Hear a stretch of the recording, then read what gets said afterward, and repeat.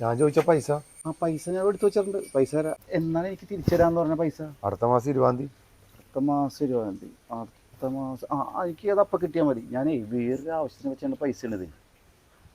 അപ്പം നിങ്ങൾക്കത് ഉപകാരപ്പെടണമെങ്കിൽ പെടട്ടെ.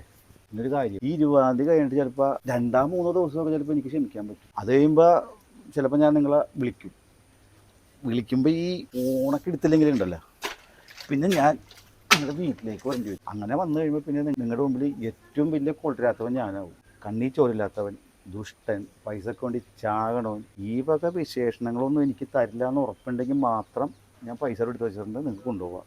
ഞാനിത് പറഞ്ഞുകൊണ്ട് വേറെ ഒന്നും തോന്നരുത്. ഇപ്പം നമ്മൾ തമ്മിൽ നല്ല ബന്ധമാണ്, എന്തിനാണ് ആ ബന്ധം ചീത്താക്കുന്നത്? ഉറപ്പുണ്ടെങ്കിൽ കൊണ്ടുപോകും. അത്യാവശ്യമായിട്ടാണ് ചോദിച്ചത്. മോനീ പറയുന്ന കാര്യങ്ങൾ കേട്ടപ്പോൾ എനിക്ക് പേടിയായി.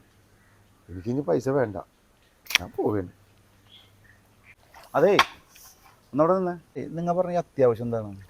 എൻ്റെ ഭാര്യ ഹോസ്പിറ്റലാണ്. ഇത് പ്രശ്നമാണ് അവൾക്ക്. വേറൊരു നിവൃത്തിയിലായിട്ടാണ് ഞാൻ വന്നത്.